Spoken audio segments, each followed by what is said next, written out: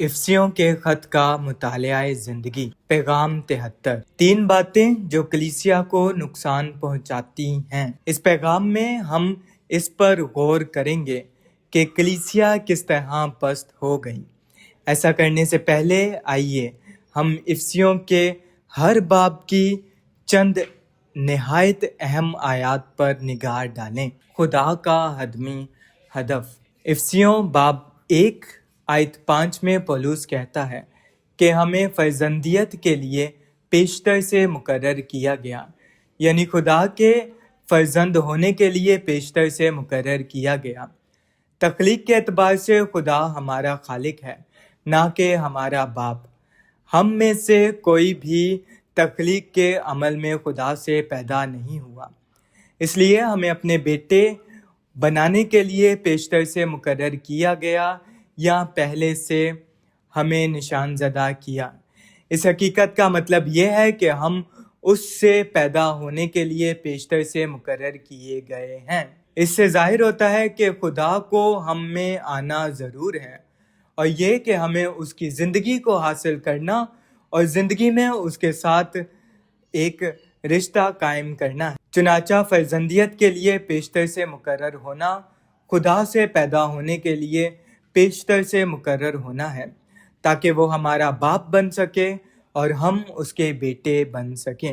افسیوں باب 1 آیت 6 اور 7 میں ہم دیکھتے ہیں کہ خدا نے ہمیں اس عزیز میں فضل بخشا اور ہم کو اس میں مخلصی حاصل ہے۔ چنانچہ ہم خدا کی ہستی فضل ہیں، اس لیے ہم پر مسیح میں نظر کرم ہوئی ہے اور ہمیں مسیح کے خون کے وسیلہ سے مخلصی حاصل ہے۔ افسیوں باب 1 آیت 13 میں لکھا ہے کہ ہم پر پاک معودہ روح کی مہر لگی ہے۔ جس دن ہم نے خداوند یسوع کو قبول کیا، خدا نے بذات خود بطور روح ہم پر مہر کی۔ افسیوں باب 1 آیت 17 میں پولس حکمت اور مکاشفہ کے روح کے لیے ہماری ضرورت کا ذکر کرتا ہے۔ اس روح سے مراد ہماری نئے سرے سے پیدا ہوئی روح ہے، جس میں خدا کا روح بسا ہوا ہے۔ افسیوں پہلے باب میں حاصل کلام کا تعلق کلیسیا سے ہے، جو مسیح کا بدن ہے، اور اسی کی معموری جو ہر طرح سے سب کا معمور کرنے والا ہے۔ ان آیات کو باہم ملا کر ہم افسیوں باب 1 کو ایک نئے انداز سے دیکھ سکتے ہیں۔ ہمیں پیشتر سے مقرر کیا گیا، ہم پر مہر لگی اور ہمیں حکمت اور مکاشفہ کی روح بخشی گئی تاکہ ہم بدن کو جان سکیں۔ چنانچہ پیشتر سے مقرر ہونا، مخلصی اور مہر شدہ ہونا از خود اختتام نہیں ہے، یہ سب بدن کے لیے ہیں۔ ہمیں بدن کے لیے چن لیا گیا، پیشتر سے مقرر کیا گیا، ہم پر نظر کرم ہوئی، فضل بخشا گیا، مخلصی حاصل ہوئی، مہر لگی۔ مزید برآں ہمیں بدن کے لیے حکمت اور مکاشفہ کی روح بخشی گئی ہے۔ افسیوں باب 1 میں خدا کا حتمی ہدف بدن ہے۔ ماضی میں ہم میں سے بہتوں نے پیشتر سے مقرر ہونے اور مخلصی پر پیغام سنے ہیں۔ ہمیں فضل بخشا گیا اور روح سے مہر لگی کے بارے میں بھی ہم نے کلام سنا ہے۔ لیکن کیا آپ نے کبھی یہ سنا ہے کہ خدا کا چناؤ پیشتر سے مقرر کرنا، نظر کرم ہونا، مخلصی اور مہر کرنا سب بدن کے لیے ہیں؟ خدا کا مسکن۔ افسیوں باب 2 آیت 4 اور 5 میں ہم دیکھتے ہیں کہ حتیٰ کہ جب ہم قصوروں کے سبب سے مردہ ہی تھے تو خدا نے ہم کو مسیح کے ساتھ زندہ کیا۔ ہم نہ صرف گناہ گار تھے بلکہ مردہ بھی تھے، لیکن خدا ہمیں زندہ کرنے آیا۔ اگر اس نے ہمیں زندہ کیے بغیر مخلصی بخشی اور معاف کیا ہوتا تو خدا کے پاس بے شمار مخلصی یافتہ لوگ ہوتے، مگر پھر بھی موت میں ہوتے۔ اس کی تعریف ہو کہ اس نے ہمیں مخلصی بخشنے کے علاوہ زندہ بھی کیا۔ اس نے ہمیں ایک نئے انسان میں پیدا بھی کیا۔ مزید برآں روح میں ہماری باپ کے پاس رسائی ہوئی ہے۔ آخرکار ہم باہم تعمیر کیے جاتے ہیں تاکہ روح میں خدا کا مسکن بنے۔ جس طرح باب 1 کا اختتام بدن پر ہوتا ہے، اسی طرح دوسرا باب خدا کے مسکن کی تعمیر پر ختم ہوتا ہے، یہ ظاہر کرتا ہے کہ ہمیں زندہ ہونے کے لیے ہی زندہ نہیں کیا گیا بلکہ خدا کے مسکن کی تعمیر کے لیے زندہ کیا گیا ہے۔ دوسرے لفظوں میں خدا نے ہمیں کلیسیا کے لیے زندہ کیا۔ باب 1 اور باب 2 میں اس کا حتمی کلام کلیسیا سے متعلق ہے۔ پہلے باب کے آخر میں ہمارے پاس کلیسیا بطور مسیح کا بدن ہے جو اسی کی معموری ہے، جو ہر طرح سے سب کا معمور کرنے والا ہے۔ دوسرے باب کے آخر میں کلیسیا بطور خدا کا مسکن ہے جو ہماری روح میں ہے، انفرادی روحانیت نہیں بلکہ کلیسیا۔ افسیوں باب 3 آیت 8 میں پولس نے کہا کہ میں نے مسیح کی بے قیاس دولت کی بطور خوشخبری منادی کی۔ پولس نے عقیدے کی منادی نہیں کی، حتیٰ کہ مسیح کی دولت کے عقیدے کی منادی بھی نہیں کی، اس نے از خود مسیح کی دولت کی منادی کی۔ مزید برآں اسی طرح پولس نے دعا کی کہ ہم روح سے اپنی باطنی انسانیت میں بہت ہی زوراور ہو جائیں تاکہ مسیح ہمارے دلوں میں سکونت کرے۔ زوراور ہونے اور سکونت کرنے کا ہدف یہ ہے کہ ہم خدا کی ساری معموری تک معمور ہو جائیں۔ اس کا نتیجہ یہ ہے کہ کلیسیا میں خدا کی تمجید ہوتی رہے۔ چنانچہ تیسرا باب بھی پچھلے ابواب کی طرح کلیسیا پر ختم ہوتا ہے۔ اس کا مطلب یہ ہے کہ مسیح کی بے قیاس دولت کی خوشخبری ہمارا باطنی انسانیت میں بہت ہی زوراور ہونا، مسیح کا ہمارے دلوں میں سکونت کرنا اور خدا کی ساری معموری تک معمور ہونا ہماری انفرادی روحانیت کے لیے نہیں بلکہ کلیسیا کے لیے ہے۔ بدن کے لیے بڑھتے جاؤ۔ افسیوں باب 4 آیت 4 تا 6 میں ہمارے پاس بدن کے ساتھ خدائے ثالوث یعنی باپ، بیٹا اور روح ہے۔ باب 4 آیت 15 کے مطابق ہمیں مسیح کے ساتھ پیوستہ ہو کر ہر طرح سے بڑھتے جانے کی ضرورت ہے۔ یہ بڑھوتی بدن یعنی کلیسیا کے لیے ہے، کلیسیا کے لیے معمور ہونا اور غسل لینا۔ افسیوں باب 5 آیت 18 میں پولس ہمیں روح سے معمور ہونے کا حکم دیتا ہے۔ یہ معموری یقیناً خدا کی ساری معموری تک معمور ہو جاؤ سے متعلق ہے۔ اس باطنی معموری کے وسیلہ سے ہمارے پاس کلام میں موجود پانی ہے جو ہمارے داغ اور جھریاں دھوتا ہے۔ اس غسل کا نتیجہ یہ نکلتا ہے کہ ہم اجتماعی طور پر مقدس کیے جاتے ہیں۔ تقدیس خاص طور پر انفرادی معاملہ نہیں ہے بلکہ اجتماعی معاملہ، یعنی یہ معاملہ بدن کے لیے ہے۔ مزید برآں اس باب میں ہم دیکھتے ہیں کہ مسیح بدن کو پالتا، غذائیت دیتا اور پرورش کرتا ہے۔ خدا کے جنگجو بننے کے لیے ہتھیار باندھنا۔ آخرکار باب 6 میں پولس ہم سے کہتا ہے کہ خدا کے سب ہتھیار باندھ لو۔ ہمیں روح کی تلوار جو خدا کا کلام ہے ہر وقت ہر طرح سے روح میں دعا اور منت کرتے ہوئے لینے کی ضرورت ہے۔ یہ کلیسیا کے لیے ہے تاکہ خدا کا جنگجو بنے۔ کلیسیا کی رویا دیکھنا۔ جب ہم ان تمام آیات پر غور کرتے ہیں تو ہم دیکھتے ہیں کہ حقیقی کلیسیا میں مذہب، روایت، قوانین، رسمیں یا رواج نہیں ہیں۔ اس کے بجائے صرف خدائے ثالوث بطور شامل کل روح بدن یعنی نئے انسان کو وجود میں لانے کے لیے ہماری روح میں کام کر رہا ہے۔ مجھے امید ہے کہ ہم ان سب آیات کا دعایا مطالعہ کریں گے جب تک کہ ہم کلیسیا کی رویا نہ دیکھ لیں۔ پھر ہمیں شعور حاصل ہوگا کہ خدا نے ہمیں اس لیے پیشتر سے مقرر کیا ہے۔ ہمیں خدا کے مسکن کے لیے زندہ کیا گیا اور ہم مسیح کی دولت سے اس لیے شادمان ہوتے ہیں تاکہ ہم کلیسیا کا حصہ بن سکیں۔ کلیسیا کو مخلصی یافتہ انسانیت کے ساتھ خدائے ثالوث کے مخلوط ہونے کے وسیلہ سے وجود میں لایا گیا۔ اس طرح کلیسیائی زندگی انسانی روح کے ساتھ الہی روح کی اجتماعی مخلوطیت ہے۔ اگر ہمارے پاس مسیح بطور ہماری حقیقت ہے تو ہمارے پاس ضابطے یا رسمیں نہیں ہوں گی، بلکہ ہمارے پاس ہماری روح میں صرف زندہ مسیح کا تجربہ ہوگا، یہودیت پستی کا سبب ہوتے ہوئے۔ اگر ہم کلیسیا کی تاریخ کا مطالعہ کریں تو ہم جان سکیں گے کہ کلیسیا کس طرح پست ہو گئی۔ پہلے شیطان نے کلیسیا کو خراب کرنے کے لیے یہودیت یعنی مذہب کو استعمال کیا، جو کلام خدا کی بنیاد پر قائم اور تشکیل دیا گیا تھا۔ شیطان نے اپنی چالاکی میں یہودیت کو کلیسیا کے اندر دھیرے دھیرے داخل کر دیا۔ ہم نے دیکھا ہے کہ کلیسیا انسانی روح کے ساتھ روح القدس کے مخلوط ہونے کے وسیلہ سے وجود میں لائی گئی ہستی ہے۔ اس ہستی میں قوانین، تنظیم، رسموں یا قیدوں کی کوئی جگہ نہیں ہے۔ اس میں صرف اجتماعی انداز میں ہماری روح کے ساتھ مخلوط خدائے ثالوث بطور شامل کل روح کے لیے جگہ ہے۔ عید پینتیکوست کے دن کلیسیا اسی طرح کی تھی۔ اس وقت نام کی خدمت یا عبادت کے طریقہ کار نہیں تھے۔ مقدسوں کے ذہن عقائدی عمل سے بھرے ہوئے نہیں تھے اور نہ ہی وہ کسی قسم کی تنظیم کے تحت تھے۔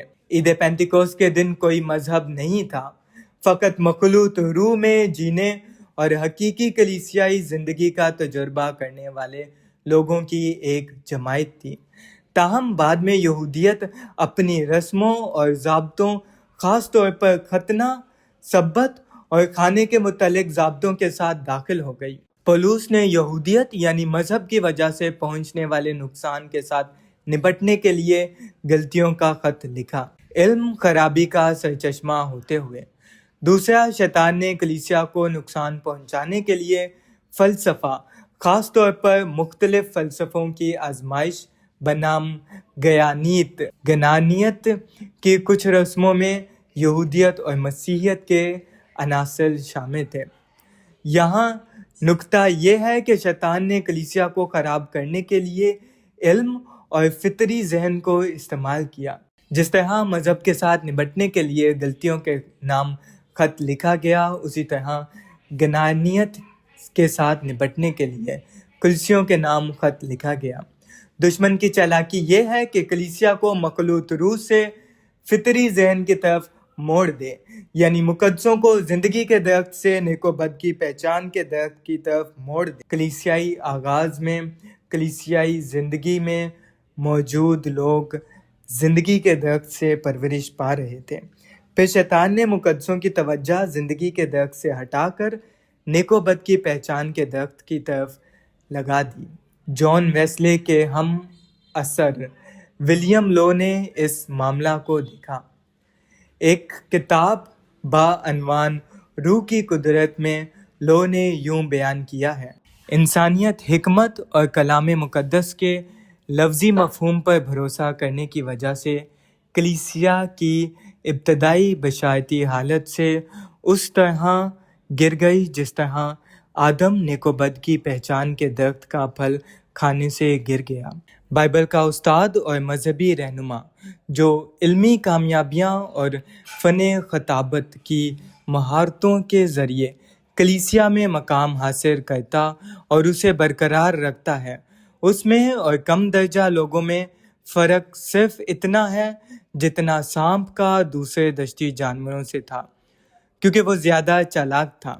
مزید برآں زندگی کے درخت سے نیک و بد کی پہچان کے درخت کی طرف مڑنے کے بارے میں لو نے یہ کہا کہ پہلی رسولی کلیسیا میں دنیا کے ساتھ دوستی جو خدا کے ساتھ دشمنی ہے کے مقابلہ میں لفظی حکمت تلاش نہیں کی جاتی۔ اس نوزاد کلیسیا میں زندگی کے درخت نے جو فردوس میں بڑھا دوبارہ جڑ پکڑی اور بڑھتا گیا، اور جب آدمیوں نے اس سے پرورش پائی تو جلال اور خوبی پھیلتی گئی۔ موجودہ کلیسیا میں زندگی کے درخت کو انتہا پسندوں کے خیالی پلاؤ کے طور پر حقیر سمجھا جاتا ہے، اور موت کے درخت بنام نیک و بد کی پہچان کے درخت نے روحانی رہنماؤں اور عوام کی آنکھوں اور دلوں پر قبضہ کر رکھا ہے، اور ایسا خیال ہے کہ یہ مسیحیوں کے لیے اتنا ہی فائدہ مند ہے جتنا یہ فردوس کے پہلے باشندوں کے لیے نقصان دہ تھا۔ پیدائش باب 3 کے آخر میں گرے ہوئے انسان کے لیے زندگی کے درخت کا راستہ بند کر دیا گیا، لیکن مسیح کی مخلصی کے وسیلہ سے کلیسیا کو دوبارہ زندگی کے درخت کے پاس لایا گیا۔ تاہم شیطان نے مداخلت کی اور کلیسیا کو زندگی کے درخت سے نیکوبد کی پہچان کے درخت کی طرف موڑ دیا۔ مسیح کی شخصیت کے بارے میں جھگڑے۔ نیکوبد کی پہچان کے درخت کی طرف یہ موڑ کلیسیائی تاریخ کی ابتدائی چند صدیوں میں علم المسیح پر ہونے والے تنازعات میں ظاہر ہوا۔ یہ مباحثے اور جھگڑے مسیح کی شخصیت سے متعلق تھے۔ اس بحث کا زیادہ تر حصہ گنانیت کے خطرے کی وجہ سے وجود میں آیا، جس نے مسیح کی شخصیت کے بارے میں یہ کہتے ہوئے بدعتی تعلیم دی کہ دراصل وہ مجسم ہونے والا خدا ہوتے ہوئے انسان نہیں تھا۔ چند با ایمان مسیحی اساتذہ اس گنانی بدعت کی تردید کرنے کے لیے اٹھ کھڑے ہوئے، تاہم نتیجہ یہ نکلا کہ مسیح کے بارے میں مختلف آرائیں پیش کی گئیں اور بحث کی گئی۔ بعض نے کہا کہ مسیح صرف خدا تھا اور انسان نہیں، جبکہ بعض نے کہا کہ مسیح صرف انسان تھا اور خدا نہیں۔ کچھ نے یہ تعلیم دی کہ مسیح میں انسانی فطرت تھی، مگر وہ فطرت حقیقی یا مکمل نہیں تھی۔ اس نظریہ کے حمایتی لوگوں نے کہا کہ مسیح کے پاس جان اور بدن تھی، لیکن روح نہیں تھی۔ تاہم بعض نے یہ تعلیم دی کہ مسیح ایک انسان تھا جو آخرکار خدا بن گیا۔ کچھ نے دعویٰ کیا کہ مسیح کے پاس نہ صرف 2 فطرتیں تھیں بلکہ 2 شخصیات بھی تھیں۔ ایک اور نظریہ یہ تھا کہ مسیح کی فطرتیں اس طرح باہم مخلوط ہوئیں کہ تیسری فطرت پیدا ہو گئی۔ یہ تمام مختلف آرائیں ابتدائی آبائے کلیسیا کے درمیان شدید بحث کا سبب بنی۔ زیادہ تر ان مباحثوں کی وجہ سے کلیسیا میں تفرقہ پڑ گیا۔ یہ اس بات کی مثال ہے کہ دشمن نے کس طرح اپنی چالاکی سے مقدسوں کو روح سے ہٹا کر فطری ذہن کی مشق کی طرف موڑ دیا تاکہ وہ عقیدے کا تجزیہ کریں اور اس کو ایک نظام کے تحت لائیں۔ ہمیں اس سے یہ سیکھنے کی ضرورت ہے کہ کلام خدا کو کسی نظام کے تحت لانے کی کوشش کیے بغیر سادہ طور پر خالص کلام خدا قبول کریں۔ بائبل میں جو کچھ بیان ہے ہمیں اس پر ایمان رکھنا اور اس پر آمین کہنا چاہیے۔ مثال کے طور پر یوحنا باب 1 آیت 1 میں لکھا ہے، ابتدا میں کلام تھا اور کلام خدا کے ساتھ تھا اور کلام خدا تھا۔ یہ آیت کہتی ہے کہ کلام خدا کے ساتھ تھا اور یہ بھی کہتی ہے کہ کلام خدا تھا۔ ہم دونوں باتوں پر آمین کہتے ہیں۔ نئے عہد نامہ میں یہ بھی ظاہر کیا گیا ہے کہ مسیح ابن خدا اور ابن آدم دونوں ہیں۔ ہم ان دونوں حقائق پر ایمان رکھتے ہیں اور آمین کہتے ہیں۔ بحث نہیں بلکہ شادمانی۔ مسیح کا تجزیہ کر کے گستاخی کرنا کتنی احمقانہ حرکت ہے، حتیٰ کہ ہم اپنے آپ کا مناسب طور پر یا پورے طور پر تجزیہ نہیں کر سکتے، اور خداوند یسوع مسیح کا تجزیہ کرنا تو بہت دور کی بات ہے۔ اگر مسیح مکمل طور پر ہماری سمجھ میں آ جائے تو وہ مسیح ہی نہ ہوا۔ سادہ طور پر یہ ہے کہ مسیح کون اور کیسا ہے، ہم اس بات کو پوری طور پر سمجھ نہیں سکتے۔ مسیح کی شخصیت پر جھگڑوں میں مشغول رہنے کے بجائے آئیے سادگی سے جو کچھ کلام مقدس ہمیں اس کے بارے میں بتاتا ہے اسے قبول کریں۔ ہمارے لیے جھگڑوں کا دور ختم ہو چکا ہے۔ ہم صرف شاندار مسیح سے شادمان ہونے کی فکر کرتے ہیں۔ آج کی مسیحیت پہلے ہی سے عقیدہ کے قبضہ میں ہے، لیکن شامل کل مسیح کی شادمانی کی کمی ہے۔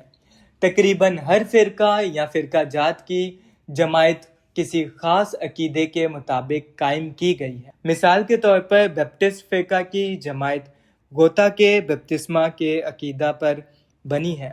بعض بیپٹسٹ جماعتیں اس حد تک اصرار کرتی ہیں کہ لوگ صرف انہی کے پانی میں بپتسمہ لیں، کوئی اور بپتسمہ تسلیم نہیں کیا جاتا۔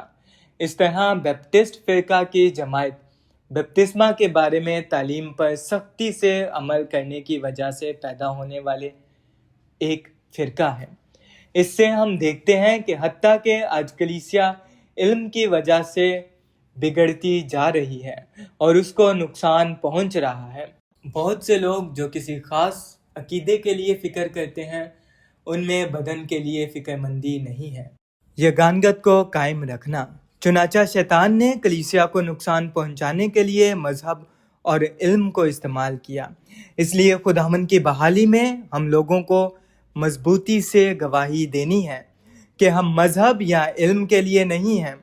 شیطان بڑا چالاک ہے۔ پہلے اس نے پرانی مخلوق کو بگاڑنے کے لیے نیک و بد کی پہچان کا درخت استعمال کیا، پھر کلیسیا بطور خدا کی نئی مخلوق کو بگاڑنے کے لیے اسی درخت کا استعمال کیا۔ آج اس کا کام وہی ہے۔ چنانچہ لازم ہے کہ ہم علم کی راہ پر نہ چلیں، حتیٰ کہ بائبل کا لفظی علم بھی نہیں لینا چاہیے۔ اگر ہم زندگی کے درخت سے منحرف ہو کر نظریاتی علم پر دھیان دیں گے تو ہم یگانگت کو کھو دیں گے۔ لاس اینجلس میں کلیسیا کا دورہ کرنے والے بہت سے لوگ یگانگت سے متاثر ہوئے ہیں۔ ان کے لیے یہ یگانگت کلیسیائی زندگی کا سب سے زیادہ قائل کرنے والا پہلو ہے۔ ہمارے درمیان یگانگت ہونے کی وجہ یہ ہے کہ ہم نیک و بد کی پہچان کے درخت کی مذمت اور حقارت کرتے ہیں۔ ابتدا ہی سے جب اس مقام پر کلیسیائی زندگی کی بنیاد رکھی گئی تو ہم نے نیک و بد کی پہچان کے درخت سے کوئی تعلق نہ رکھا۔ یہی سبب ہے کہ ہم یگانگت میں محفوظ اور قائم رہے ہیں۔ تنظیم نقصان کا سبب ہوتے ہوئے کلیسیا کو اس کی تمام تاریخ میں نقصان پہنچانے والا تیسرا عنصر تنظیم ہے۔ یہ نقصان دہ اور بگاڑنے والا عنصر دوسری صدی میں ایک خاص روحانی رہنما یعنی اگناتسوس کے اثر و رسوخ کی وجہ سے بڑے پیمانے پر ظاہر ہوا، جس نے یہ سکھایا کہ بشپ بزرگوں سے مختلف ہوتے ہیں۔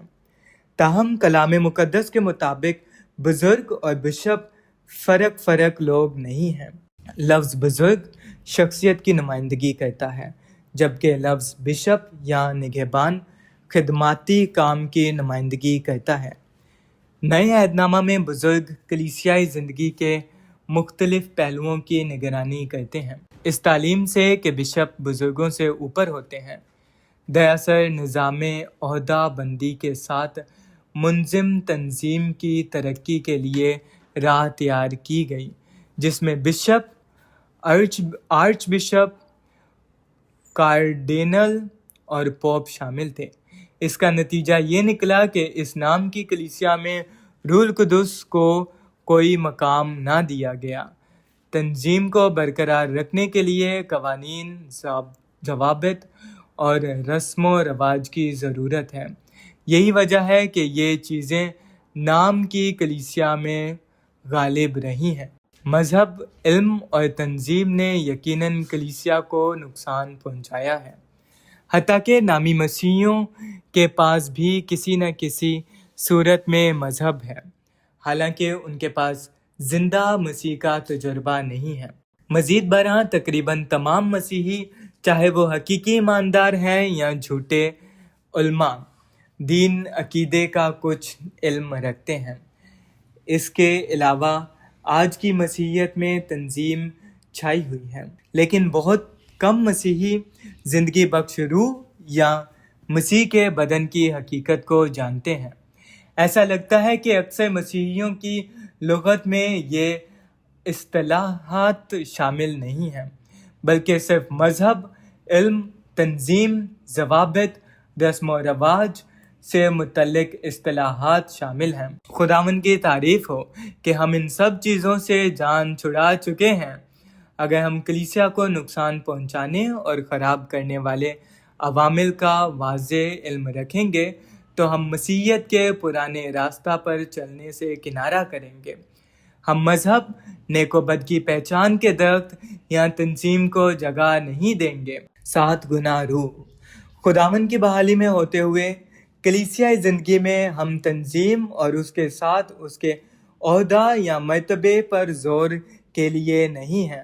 بزرگوں اور خادموں کا ذکر کرنا غلط نہیں ہے، تاہم مکاشفہ کی کتاب میں ان اصطلاحات کا ذکر نہیں ہے۔ اس کے برعکس اس کتاب میں 7 روحوں یعنی 7 گنا شدت والے روح کا ذکر ہے جو گری ہوئی پست کلیسیا سے نپٹتا ہے۔ ہم عقیدوں، رسم و رواج یا عہدہ مرتبہ کے لیے نہیں ہیں بلکہ ہم 7 گنا روح کے لیے ہیں۔ اس شامل کل روح کے علاوہ سب کچھ کوڑا کرکٹ ہے۔ حال ہی میں نے خداوند کے ساتھ وقت شراکت میں یہ محسوس کیا کہ میں روح میں ڈوبا ہوا تھا۔ باطنی طور پر میں روح سے معمور تھا اور بیرونی طور پر روح سے ملبس اسے پہنے ہوئے تھا۔ کلیسیائی زندگی مخلوط روح کے اجتماعی تجربہ میں ہے، نہ کہ مذہب، عقیدے یا تنظیم کے ساتھ اس کے القاب، مرتبوں اور عہدوں میں۔ فلپیوں باب 3 میں پولس کی طرح ہم بھی مسیح جو کہ شامل کل زندگی بخش روح ہے کے علاوہ سب چیزوں کو کوڑا کرکٹ سمجھتے ہیں۔ بوجھ اتارنا اور آزاد ہونا۔ خداوند کے حضور میں جانتا ہوں کہ آج میرا بوجھ کیا ہے۔ میں مقدسوں کو تعلیم دینے میں دلچسپی نہیں رکھتا۔ میرا بوجھ یہ ہے کہ ہم سب مسیح اور کلیسیا کے لیے تباہ ہو جائیں اور مسیحیت کی پرانی چیزوں کے بوجھ کو اتار ڈالیں۔ خداوند کی بحالی میں ہمیں لازماً بالکل آغاز کی طرف لوٹنا ہے جہاں زندگی کے درخت کو کھانا تھا۔ ابتدا میں ہماری پرورش کے لیے صرف کلام تھا، مذہب نہیں تھا، نہ نیک و بد کی پہچان کا درخت تھا اور نہ ہی تنظیم۔ کلیسیا میں بگاڑ پیدا کرنے اور نقصان پہنچانے والے ان 3 شیطانی عوامل سے ہمیں کس قدر آزاد ہونے کی ضرورت ہے۔ خداوند کے رحم کے وسیلہ سے ہم میں سے بہتوں نے بوجھ اتار دیا ہے اور بعض عبادت کے بعد بوجھ اتارتے جا رہے ہیں۔ جب میں مقدسوں سے رابطہ کرتا ہوں تو مجھے احساس ہوتا ہے کہ بہت سے مقدسین مذہب، علم اور تنظیم سے مکمل طور پر آزاد ہو چکے ہیں۔ کیونکہ ہم بوجھ اتار کر آزاد ہو چکے ہیں، اس لیے ہم جہاں کہیں بھی جائیں گے ہم مسیح اور کلیسیا کے لیے زندہ اور جارحانہ ہوں گے۔ بوجھ اتارنے والے ہوتے ہوئے ہم ایک ہیں اور ہمارے درمیان برادرانہ محبت بطور عقیدہ نہیں بلکہ بطور حقیقت ہے۔ بعض اوقات لوگ ہم سے یہ سوال پوچھتے ہیں کہ کیا ہم بیگانہ زبانیں بولتے ہیں یا روح کی نعمتوں کو استعمال کرتے ہیں؟ ہم گواہی دے سکتے ہیں کہ ہم روح سے معمور، بھرے ہوئے اور اس کے اختیار میں ہیں۔ روح کے اسی تجربہ میں ہمارے پاس کلیسیائی زندگی ہے، شامل کل روح میں کلیسیائی زندگی۔ میری دعا ہے کہ ہم سب اس بات سے گہرے طور پر متاثر ہوں کہ کلیسیائی زندگی کا مذہب، علم یا تنظیم سے کوئی تعلق نہیں ہے۔ کلیسیا میں قوانین، ضوابط یا رسم و رواج کے لیے کوئی جگہ نہیں ہے۔ ہم حتیٰ کہ بائبل کے محض لفظی علم کی فکر نہیں کرتے ہیں۔ ہمارے لیے بائبل کا ہر لفظ ضرور روح اور زندگی ہونا چاہیے، پھر کلیسیا زندہ ہوگی اور یگانگت میں محفوظ رہے گی۔ زندگی بخش روح ہی ہماری یگانگت ہے۔ کلیسیائی زندگی کے لیے ہمیں جو کچھ بھی چاہیے وہ سب شامل کل روح میں موجود ہے۔ جیسے ہی ہم کلام مقدس کے پاس آتے ہیں تو ہمیں دعا کرنے کے لیے اپنی روح کی مشق کرنے کی ضرورت ہے۔ پھر کلام ہمارے تجربہ میں روح بن جائے گا اور ہمارے پاس حقیقی اور مناسب کلیسیائی زندگی ہوگی۔ جب تک ہمارے پاس کلیسیائی زندگی ہے تو ہمارے پاس سب کچھ ہے، یعنی نجات، مخلصی، تقدیس، غالب آنے والی زندگی، آسمان پر اٹھایا جانا اور بادشاہی۔ کلیسیائی زندگی میں وقت اور ابدیت میں ہر چیز ہماری ہے۔